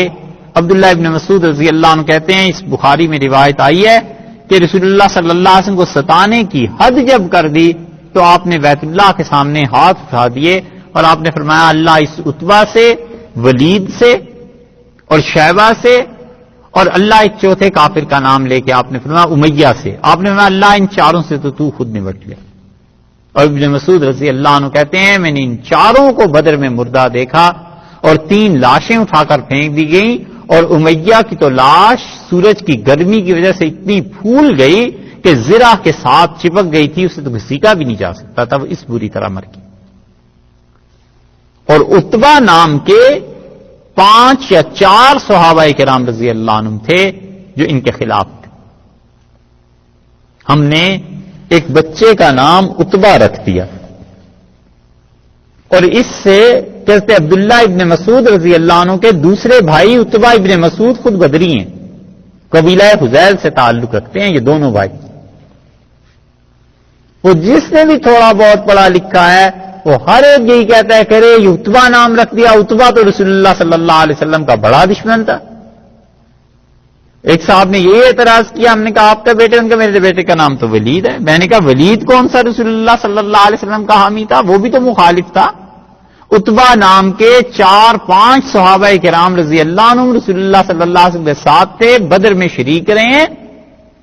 اور ولید نام کے کتنے تھے اس کو بھی تو ڈھونڈنا تھا کبھی.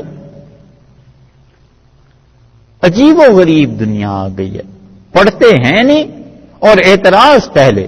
بس ایک تو ہوتا ہے کوئی کس سے پوچھ لے کہ صاحب یہ کیا، اعتراض چڑھنا ہے کہ یہ کیا کام ہو گیا.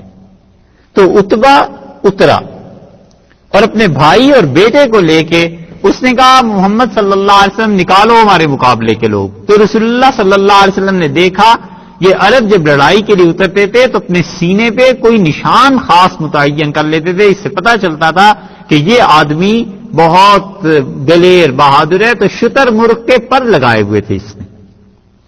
تو حضرت صلی اللہ علیہ وسلم نے حضرت عوف رضی اللہ عنہ کو بھیجا، حضرت معاذ رضی اللہ عنہ کو بھیجا، اور عبداللہ ابن رواحہ رضی اللہ عنہ کو بھیجا. تو عتبہ نے پوچھا تمہارا نام کیا؟ انہوں نے بتایا کہ ہم قریش سے ہیں. تو انہوں نے کہا نہیں، نہ انہوں نے کہا ہم انصار سے ہیں. تو ان کا نہیں، انصار سے نہیں لڑنا. اور حدیث میں جو الفاظ آئے ہیں وہ یہ کہ عتبہ نے کہا کہ ہمیں اپنے چچا کے بھائیوں سے لڑنا ہے، تم سے کوئی کام نہیں. مطلب یہ کہ توہین نہیں کی انہوں نے، لیکن غرض یہ تھی کہ وہ جو عمر حضرمی کا خون ہے اس کا مطالبہ قریش سے ہے جو حضرت واقد رضی اللہ عنہ نے حرکت کی ہے. انصاریوں سے میں کچھ نہیں لینا دینا. اس مقام پہ ایک بات ذرا سی سمجھنے کی ہے، اور وہ یہ ہے کہ حضرت کے الفاظ یہ ہیں، سید سلیمان ندوی رحمۃ اللہ علیہ کے، حضرت فرماتے ہیں لیکن اس سے انکار نہیں ہو سکتا کہ مکہ والے انصار کو اپنا ہمسر نہیں سمجھتے تھے. یہ بات ٹھیک ہے، مکہ والے اہل مدینہ اور انصاریوں کو اپنا ہم پلہ نہیں سمجھتے تھے. اہل مکہ کہتے تھے ہم تو خدا کے گھر کے محافظ رکھوا لیں. اگلی بات سنیے، صحیح روایتوں میں مذکور ہے کہ جب ابو جہل انصار کے ہاتھ سے مارا گیا تو مرتے وقت اس نے کہا کہ کاش مجھ کو فلاحوں کے سوا کسی اور نے مارا ہوتا. انصار کھیتی کا پیشہ کرتے تھے جو قریش کے نزدیک معیوب تھا. یہ جو ابو جہل کا جملہ ہے نا، اس کی ذرا سی تشریح کرنی ہے، اور وہ یہ کہ ابو جہل کو مارا تھا معوذ اور معاذ دونوں بھائیوں نے، لیکن وہ اسے زخمی کر کے چلے آئے. اور رسول اللہ صلی اللہ علیہ وسلم نے فرمایا کوئی ہے جو ابو جہل کی خبر لا کے دے؟ تو ابن مسعود رضی اللہ عنہ کہتے تھے میں گیا اور میں نے دیکھا جا کر تو ابو جہل تڑپ رہا تھا، تو اس نے مجھے مارا تھا ایک تھپڑ. جب میں اسلام لے آیا تھا تو میں نے اسے ایک ٹھڈا مارا. اور وہ کہتے ہیں پھر میں نے دیکھا جب اس کی جان ڈھیلی پڑ گئی ہے تو تھا تو زوراور، میں اس کے سینے پہ چڑھ کے بیٹھ گیا. تو اس نے آنکھیں کھولی اور پوچھا کون؟ میں نے کہا حذیل کا، عبداللہ ابن مسعود. اس نے کہا افسوس، اتنا بڑا آدمی اور ایک لڑکے کے ہاتھوں مارا جائے. اور پھر کہنے لگا سچ بتانا، جس جگہ پہ آج بیٹھے ہو اتنی عزت کا مقام آج تک کسی کو دنیا میں ملا؟ مر گیا پر اکڑ نہ گئی. اتنا مغرور تھا ظالم آدمی کہ مر گیا پر اکڑ نہ گئی. اور ابن مسعود رضی اللہ عنہ کو کہنے لگا کہ مجھے پتا ہے اب میرا سر کاٹو گے تو ذرا نیچے سے کاٹنا، تاکہ جنگ کے بعد جب سر سجائے جائیں تو میرا سر سب سے اوپر نظر آنا چاہیے. ابن مسعود رضی اللہ عنہ کہتے تھے میں نے اس کا سر کاٹا اور جا کے رسول اللہ صلی اللہ علیہ وسلم کے پاؤں پہ پھینک دیا. میں نے کہا اللہ کے رسول یہ ابو جہل ہے. تو حضرت صلی اللہ علیہ وسلم حیران مجھے ہو کے دیکھنے لگے. آپ نے فرمایا بے اختیار فرمایا واللہ الذی لا الہ الا ہو، اللہ کی قسم جس کے علاوہ کوئی معبود نہیں، یہ ابو جہل ہے. میں نے کہا جی. دوبارہ تیسری مرتبہ میں نے کہا واللہ الذی لا الہ غیرہ، اللہ کی قسم جس کے علاوہ کوئی خدا نہیں، یہ ابو جہل ہے. تو رسول اللہ صلی اللہ علیہ وسلم بے اختیار سجدے میں گر گئے اور فرمایا اللہ تیرا شکر ہے تو نے اس امت کے فرعون سے مجھے نجات دے دی. یہ اتنا متکبر آدمی تھا. تو اب یہ تین اترے اور انہوں نے کہا انصاریوں سے کہ تم ہٹو، تمہارا جوڑ ہی نہیں ہے. اور رسول اللہ صلی اللہ علیہ وسلم بھیجا حضرت حمزہ کو، حضرت علی کو، حضرت عبیدہ کو. یہ جتنے نام تھے نا عربوں کے یہ سارے مشترک تھے، حتیٰ کہ محمد صلی اللہ علیہ وسلم جو نام ہے یہ بعض لوگوں نے یہودیوں نے بھی رکھا تھا. ابھی آنے سے پہلے یہاں آپ کی خدمت میں حاضری سے پہلے سیرت طیبہ میں رسول اللہ صلی اللہ علیہ وسلم کے اس میں گرامی پر ایک جگہ بحث آئی تھی. وہاں بتایا ہے کہ کتنے نام تھے رسول اللہ صلی اللہ علیہ وسلم کے وقت میں، اس میں کافروں کا بھی ذکر ہے. اسی طرح عتبہ نام ہے، مشترک ہے کافروں میں اور مسلمانوں میں، کوئی حرج نہیں اس کے رکھنے میں. پازیٹو سائڈ کو نہیں دیکھتے، نیگیٹو سائڈ سے چلتے ہیں. بہت سے سوچنے کا انداز ہوتا ہے نا، بعض لوگوں کو کہو نا کوئی کام تو وہ پہلی بات کہتے ہیں جی کرنا ہے، اب کیسے کرنا ہے آگے یہ سوچتے ہیں. یہ ہے ایک سوچنے کا انداز. اور ایک سوچنے کا انداز یہ ہے کہ کسی کو کام کو تو وہ کہتے ہیں جی نہیں کام نہیں ہو سکتا. وہ شروع ہی اس سے کرتا ہے کہ کام نہیں کرنا. تو جو کام شروع اس سے کرے کہ نہیں کرنا، اور جو کام اس سے شروع کرے کہ کرنا تو ہے لیکن اس کے اسباب اور وسائل ڈھونڈنے ہیں، دونوں کی سوچ میں بڑا بنیادی فرق پیدا ہو جاتا ہے. تو حضرت صلی اللہ علیہ وسلم نے عتبہ کی بات سنی اور آپ نے حضرت حمزہ اور حضرت علی اور حضرت عبیدہ رضی اللہ عنہ کو بھیجا. اور یہ لوگ پہنے ہوئے تھے خود، چہرے سارے چھپے ہوئے تھے اور ادھر بھی چہرے چھپے ہوئے تھے اور نقاب بھی باز کے چہروں پر تھا کہ پتہ نہ چلے کون آیا ہے. تو عتبہ نے پوچھا کون ہو؟ تو ان تینوں نے اپنا نسب بتایا. تو اس سے کہا ہاں اب ہماری جوڑ کے آدمی آ گئے. تو عتبہ کا حضرت حمزہ رضی اللہ عنہ سے مقابلہ ہوا اور ولید جو تھا وہ حضرت علی رضی اللہ عنہ کے سامنے آیا. تو حضرت علی اور حضرت حمزہ رضی اللہ عنہ نے تو عتبہ اور ولید کو ایک ہی دفعہ میں دونوں کو مار دیا، سر اڑا دیے. اور عتبہ کا بھائی شیبہ جو تھا یہ حضرت عبیدہ رضی اللہ عنہ پہ غالب آ گیا اور اس نے حضرت عبیدہ رضی اللہ عنہ کو زخمی کر دیا. حضرت علی رضی اللہ عنہ ادھر سے بڑھے اور انہوں نے شیبہ کو مار دیا اور عبیدہ ہو گئے تھے زخمی. یہ تو 1 بائی 1 مقابلہ ہو رہا ہے. ابھی دونوں لشکر دیکھ رہے تھے.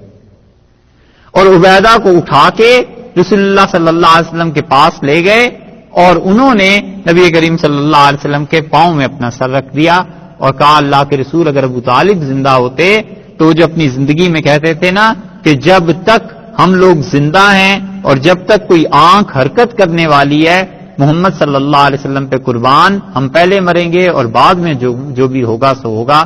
تو آج وہ کہتے ابو طالب کہ ان کا شعر پورا ہو گیا. اور پھر عرض کیا اللہ کے رسول میں کیا جنت میں جاؤں گا؟ تو رسول اللہ صلی اللہ علیہ وسلم یقیناً تم اس کے مستحق ہو.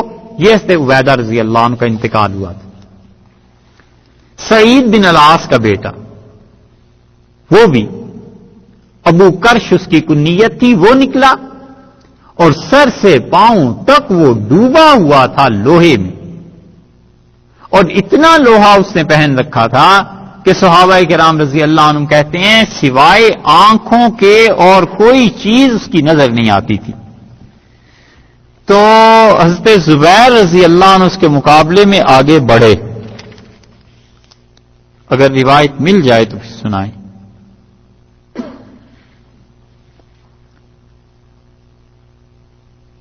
حضرت زبیر رضی اللہ عنہ بڑے جری آدمی تھے.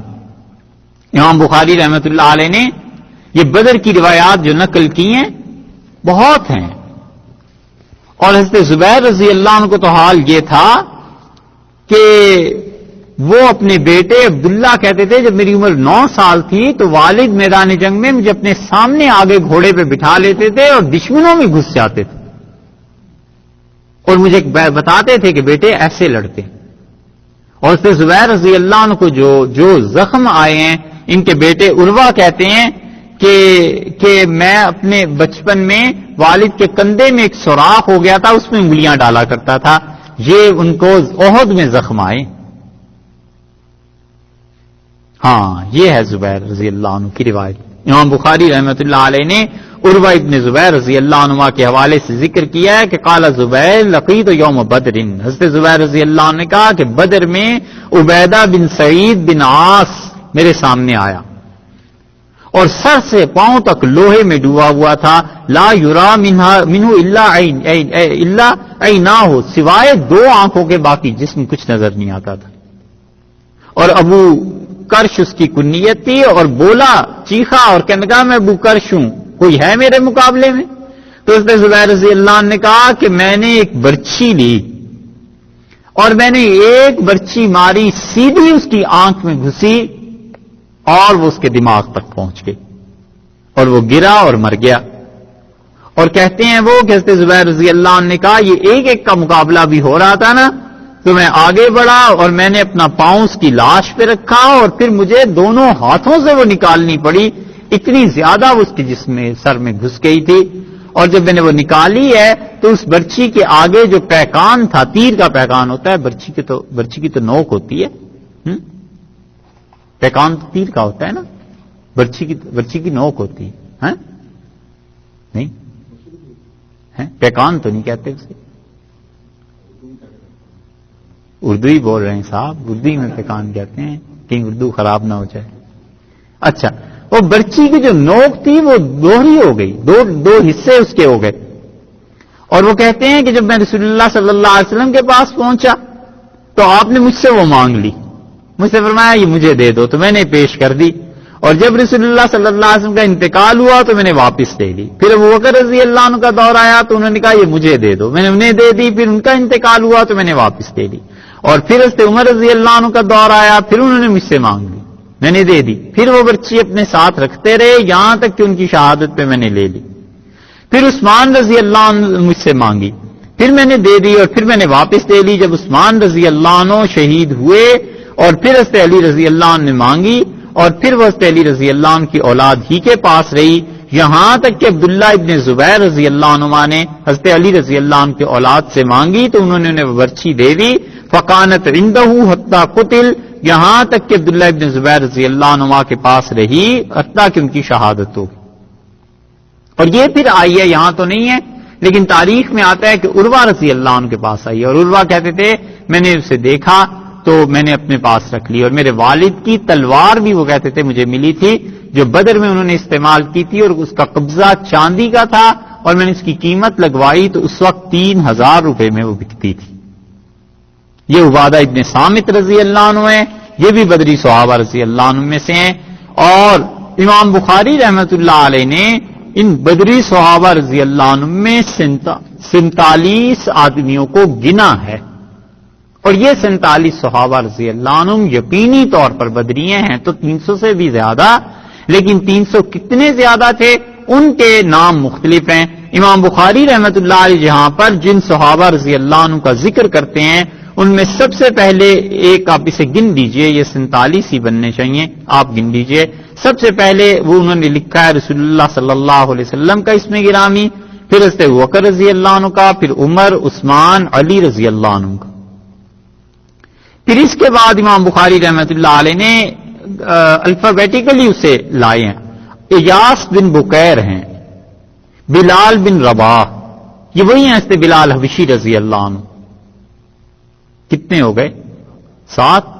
حمزہ، حضرت عبد المطلب کے بیٹے حضرت حمزہ رضی اللہ عنہ، رسول اللہ صلی اللہ علیہ وسلم کے محبوب اور چچا۔ حاطب بن ابی بلتا، یہ جن کا نام آتا ہے کہ انہوں نے فتح مکہ کے موقع پہ خط لکھا تھا۔ اور حضرت ابو حذیفہ بن عتبہ بن ربیعہ، یہ اور حارثہ ابن ربیعہ، یہ حارثہ رضی اللہ عنہ جو ہیں یہ بدر میں شہید ہو گئے تھے۔ اور کتنے ہوئے؟ 11۔ خبیب بن عدی، یہ خبیب رضی اللہ عنہ وہ ہیں جو صاحب کرامت صحابہ کرام رضی اللہ عنہ میں سے ہیں۔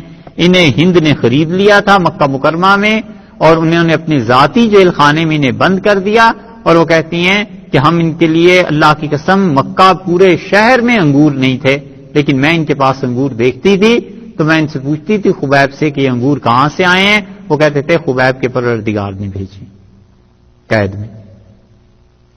خنیس بن حذافہ، رفاع بن رافع اور رفاع بن عبد المنذر اور ابو لبابہ، یہ ابو لبابہ ہیں جنہیں رسول اللہ صلی اللہ علیہ وسلم کبھی کبھی اپنی جگہ مدینہ منورہ میں قائم مقام بنا کے جاتے تھے۔ اور زبیر بن عوام، یہ جن کا ذکر ہوا ہے رضی اللہ عنہ۔ زید بن سہل، یہ زید بن سہل جو ہیں یہ ابو طلحہ انصاری جو عام طور پہ آتے ہیں حدیث کی کتابوں میں، یہ ان کا نام ہے، ابو زید انصاری۔ اور سعد بن مالک، یہ سعد بن مالک رحمت اللہ رضی اللہ عنہ ہیں، یہ سعد نام کے بہت صحابہ ہیں، سعد بن ابی وقاص ہیں، سعد بن معاذ ہیں، سعد بن مالک ہیں، اور بھی کئی ایک ہیں۔ یہ سعد بن مالک بن زہرہ سے تعلق رکھتے تھے، یہ شہاب زہری رحمت اللہ علیہ کا وہی قبیلہ ہے۔ یہ جب قریش لڑنے آ رہے تھے تو ابو سفیان نے جو خط انہیں لکھا تھا کہ اب تم نہ جاؤ آگے، تو اس موقع پہ بنو زہرہ اور بنو ادئی، یہ دو قبیلے ابو جہل سے ہٹ گئے تھے۔ انہوں نے کہا جب قافلہ ٹھیک واپس پہنچ گیا تو اب لڑائی کی کیا ضرورت ہے۔ اور سعد بن خولہ، یہ دیکھا ایک اور سعد رضی اللہ عنہ آگے۔ سعید ابن زید، یہ حضرت عمر رضی اللہ عنہ کے بہنوئی ہیں، اور یہ سعید ابن زید جو ہیں یہ عشرہ مبشرہ میں سے ہیں، اور ان کے والد کے عمر بن نفیل۔ تو سعید بن زید بن عمر بن نفیل، عمر بن خطاب بن نفیل، یہ نسب ایسے بنتا ہے کہ حضرت عمر رضی اللہ عنہ کے دادا تھے نفیل اور سعید کے پردادا تھے، تو حضرت عمر رضی اللہ عنہ کے گویا بھائی ہوئے، بھتیجے ہوئے۔ سعید بن زید بن عمر بن نفیل، حضرت عمر رضی اللہ عنہ کے خطاب تھے والد، ان کے والد کون تھے؟ نفیل۔ بہرحال دیکھ لیجئے گا اسے۔ سہل بن حنیف، یہ غالباً سہل بن حنیف وہ ہیں جو نابینا ہو گئے تھے اور رسول اللہ صلی اللہ علیہ وسلم نے ان سے کہا تھا کہ اللہ سے میرا واسطہ دے کے دعا مانگنا۔ یہ ہم نے غالباً یہ وہی ہیں، اور ان کا تذکرہ الفرقان کی جو ہے کیسے جہاں واسطے کی بحث آتی ہے وہاں ان کی بات آئی ہے۔ زہیر بن رافع، یہ ظہیر نام پڑھتے ہیں نا، یہ نام زہیر بن رافع انہوں نے لکھا ہے۔ عبداللہ بن عثمان، کتنے ہو گئے؟ 24، 25، 26، یہ 3 روایتیں ہو گئی نا۔ عبداللہ ابن مسعود حذلی، حذیل قبیلے سے تھے، دیکھا ہے۔ ان کے چھوٹے بھائی عتبہ بن مسعود اور عبد الرحمن بن عوف زہری، یہ وہی زہری قبیلہ ہے، سعد ابن مالک اور عبد الرحمن ابن عوف رضی اللہ عنہم کا۔ عبیدہ بن حارث اور عبادہ بن صامت انصاری، یہ عبادہ بن صامت انصاری ہیں جن کا سورہ انفال کے آغاز میں تذکرہ آیا تھا کہ وہ کہتے تھے کہ ہم میں آپس میں بحث ہوئی کہ مال غنیمت کون لے گا، اور پھر انہوں نے ذکر کیا ہے حضرت عمر رضی اللہ عنہ کا، عثمان اور علی رضی اللہ عنہ کا، یہ تو گزر چکا. عمر بن عوف، عقبہ بن عمر انصاری، عامر بن ربیعہ، عاصم بن ثابت الانصاری، یہ عاصم بن ثابت رضی اللہ عنہ ہیں جنہوں نے اسلام قبول کرنے کے بعد قسم کھا لی تھی کہ اللہ میں کسی کافر کو ہاتھ تک نہیں لگاؤں گا، اور انہوں نے کہا اللہ میرے جسم کو بھی کافروں سے محفوظ رکھنا. تو کافروں نے انہیں ایک مرتبہ تیر اندازی سے شہید کر دیا. یہ اور خبیب رضی اللہ عنہ وغیرہ سارے اکٹھے دوست تھے، اور عاصم رضی اللہ عنہ کو انہوں نے شہید کر دیا. انہوں نے اللہ سے ہمیشہ یہ دعا مانگی تھی کہ خدایا کوئی کافر مجھے نہ چھوئے.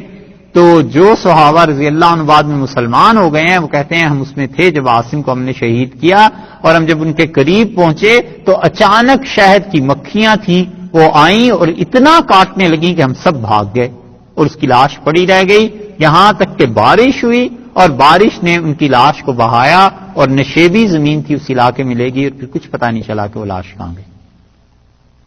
اویم بن ساعدہ، اتبان بن مالک، یہ غالباً یہ وہی صحابی رضی اللہ عنہ ہیں جو نابینا ہو گئے تھے اور رسول اللہ صلی اللہ علیہ وسلم کے گھر تشریف لے گئے تھے نماز پڑھنے کے لیے. قدامہ بن مظعون، یہ قدامہ حضرت عمر رضی اللہ عنہ کے بہنوئی، وہ جن پہ حد کا معاملہ ہوا تھا. قتادہ بن نعمان، معاذ بن عمر بن جموح، یہ احد میں شہید ہو گئے تھے. معوذ بن افرا، معوذ یہ ہیں معوذ وہی معاذ کے بھائی جن دونوں لڑکوں نے ابو جہل کو مارا تھا. معوذ بن افرا اور معاذ بن افرا. مالک بن ربیعہ، مرارہ ابن ربیعہ، مان ابن عدی، مستاح بن اساسہ، یہ ہیں مستاح بدری جنہوں نے حضرت عائشہ رضی اللہ عنہا پر الزام لگانے میں بہت حصہ لیا تھا. اور ان کی والدہ حضرت عائشہ رضی اللہ عنہا کی خالہ تھی، اور وہ جا رہی تھی، ان کا پاؤں الجھا اپنی چادر میں تو گر گئیں. تو گری تو انہوں نے اپنے منہ سے ایک بات کی، ان کا خدا برباد کرے مستاح کو. تو حضرت عائشہ رضی اللہ عنہا کہتی ہیں میں نے کہا مستاح آپ کا بیٹا ہے، بدریوں میں سے ہے، اور آپ اسی کے لیے بد دعا کرتی ہیں. تو انہوں نے بڑے تعجب سے مجھے دیکھا اور کہا او عائشہ تم اتنی بھولی ہو، تمہیں نہیں پتا مستاح کیا کہہ رہا ہے؟ میں نے کہا کیا کہتے ہیں مستاح؟ اور بس پھر وہ بات آگے چلی. مستاح بن اساسہ، ان کا نسب رسول اللہ صلی اللہ علیہ وسلم سے جا کے آگے ملتا ہے ایک جگہ. مقداد بن عمر الکندی، یہ مقداد بن عمر یہ بن زہرہ کے حلیف تھے. اور ہلال بن امیہ انصاری، بس یہاں تک انہوں نے لکھا ہے. ہلال بن امیہ انصاری جو تھے یہ وہی ہیں جن کا ذکر آگے سورہ توبہ میں آئے گا.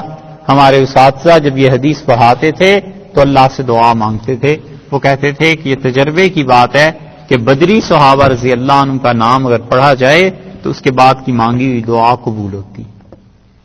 وہ کہتے تھے کہ ہمارے اساتذہ نے ہمیں بتایا تھا، وہ ہمیشہ اس حدیث کو، ہم نے جتنی مرتبہ بھی حدیث پڑھی اساتذہ اسے پڑھ کے دعا مانگتے تھے اللہ سے. یہ اتنی برکت والے لوگ تھے.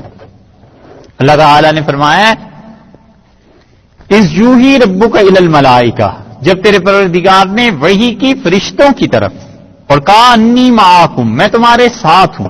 ہاں وہ تو بات رہ گئی بیچ میں، تھوڑی سی اور بات کریں پھر یہ آیات آگے چل کے حل ہو جائیں گی. تو حضرت زبیر رضی اللہ عنہ کی جو برچی تھی پھر ان کی اولاد میں چلتی رہی، یہاں تک کہ پھر وہ تلوار ان کے خاندان میں چلتی رہی. اب جب اتنا کچھ ہو گیا تو اب عام حملہ شروع ہوا، اور رسول اللہ صلی اللہ علیہ وسلم نے فرمایا لپکو اللہ کی جنت کی طرف. اور صحابہ رضی اللہ عنہ کہتے ہیں جب رسول اللہ صلی اللہ علیہ وسلم نے اشارہ کیا کہ چلو اللہ کی جنت کی طرف، بھاگ کھڑے ہوئے لوگ اور لپٹ گئے جا کے کافروں سے، اور مارنا انہوں نے شروع کیا. اور عبد الرحمن ابن عوف رضی اللہ عنہ کہتے ہیں کہ 2 بچے میرے پاس آئے اور ایک نے مجھ سے کان میں پوچھا کہ ابو جہل کہاں ہے.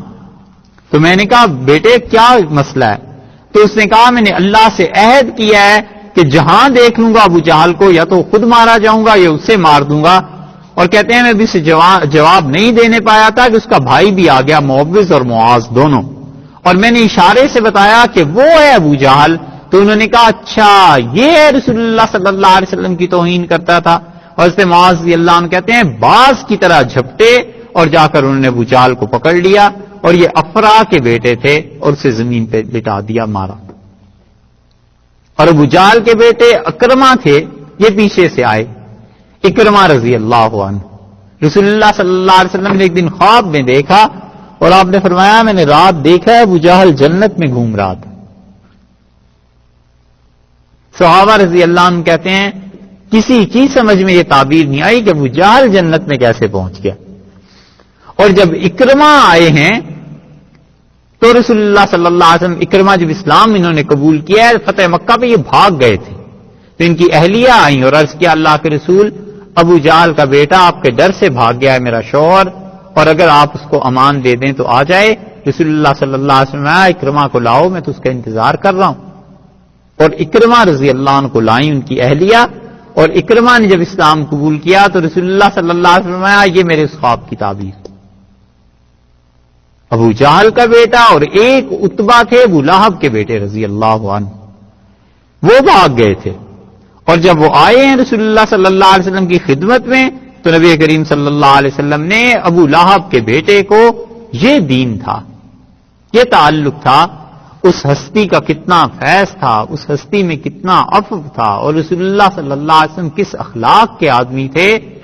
ابو لہب کا بیٹے عتبہ جب آئے ہیں، حالانکہ اس عتبہ نے رسول اللہ صلی اللہ علیہ وسلم کی بیٹی کو طلاق بھی دی تھی، اس کے باوجود رسول اللہ صلی اللہ علیہ وسلم عتبہ کے لیے کھڑے ہو گئے اور اپنی چادر جس میں مبارک سے اتار کے عتبہ کو دی اور اس کا سر چوما اور فرمایا عتبہ تمہیں تو میں نے خاص طور سے اللہ سے مانگا تھا. تو انہوں نے اپنے والد کی زیادتیوں کی معافی چاہی. رسول اللہ صلی اللہ علیہ وسلم فرمایا چھوڑ دو اس بات کو. اور ابو لہب کی بیٹی عتبہ کی بہن درہ آئی اور درہ نے بھی اسلام قبول کیا. اور درہ جب خواتین میں گئی ہیں تو عورتوں نے اسے کہا کہ تمہارے والد ابو لہب تو رسول اللہ صلی اللہ علیہ وسلم کو بہت تکلیفیں دیتا رہا. اس نے آ کے حضرت صلی اللہ علیہ وسلم سے کہا کہ اب میں اسلام لے آئی ہوں، والد نے جو کچھ کیا ہے وہ ان کے اعمال تھے، میرا اس میں کیا قصور ہے. تو رسول اللہ صلی اللہ علیہ وسلم نے جمع کیا سب کو اور آپ نے فرمایا کہ کسی بھی آدمی کو اس کے رشتہ داروں کی وجہ سے جو دنیا سے گزر گئے ایذا نہ دو، تکلیف نہ دو. تو اکرمہ نے حضرت معاذ رضی اللہ عنہ کے بائیں شانے پر مارا اور تلوار ایسی ماری کہ بازو کٹ گیا اور صرف ایک رگ تھی جو باقی رہ گئی. تو معاذ اس حالت میں لڑتے رہے اور اس کے بعد انہوں نے اکرمہ کا پیچھا کیا، اکرمہ بھاگ گئے مار کے. تو انہوں نے اپنے پاؤں کے نیچے اپنے ہاتھ کو رکھا اور جھٹکا دیا، ہاتھ الگ ہو گیا. اور رسول اللہ صلی اللہ علیہ وسلم نے لڑائی سے پہلے کہہ دیا تھا کہ ان میں سے کچھ لوگ ایسے آئے ہیں جو لگے بندے آ گئے ہیں، مارے باندھے آ گئے ہیں، ان سے نہ لڑنا، یہ لڑنے نہیں آئے. اور ان میں رسول اللہ صلی اللہ علیہ وسلم اپنے چچا حضرت عباس رضی اللہ عنہ کے متعلق بھی بتایا تھا اور ابو البختری تھے ایک بزرگ، ان کے متعلق بھی کہ یہ نہیں آئے.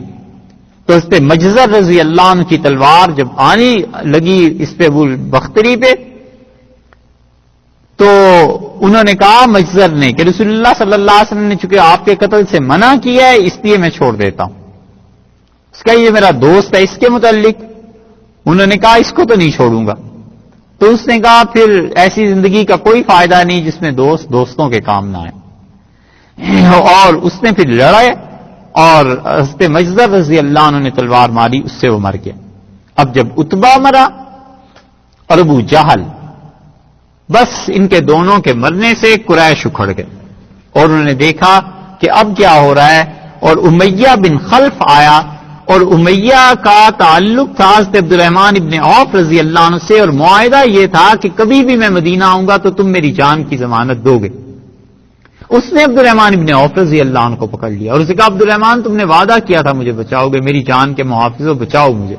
اور عبد الرحمن ابن عوف رضی اللہ عنہ لے کے ایک پہاڑ کی طرف چلے گئے، اسے کہا یہاں ٹھہرو تاکہ کوئی نہ آئے. اور اتنے میں حضرت بلال رضی اللہ عنہ کی نظر پڑ گئی. انہیں تو مکہ کا سب کچھ یاد تھا کہ یہ بدبخت کیا کیا کرتا رہا ہے.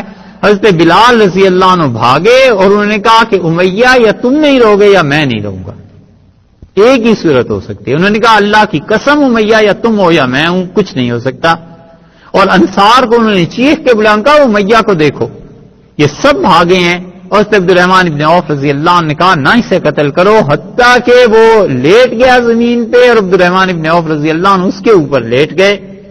لیکن صحابہ رضی اللہ عنہ اس کی ٹانگ کھینچی، باہر نکالا، اسے مارا، اور اس میں ایک تلوار حضرت عبد الرحمن ابن عوف رضی اللہ عنہ کو بھی لگی ہے. تو عبد الرحمن ابن عوف رضی اللہ عنہ دکھایا کرتے تھے اپنا وہ زخم، وہ کہتے تھے یہ امیہ کو بچانے میں مارا گیا، یہ مجھے لگی تھی زخم، تو امیہ کو بھی مار دیا. اب جب ابو جہل مرا، عتبہ مرا، یہ لوگ مرے سارے کے سارے، تو بس اکھڑ گئے قدم اور قریش بھاگے ہیں.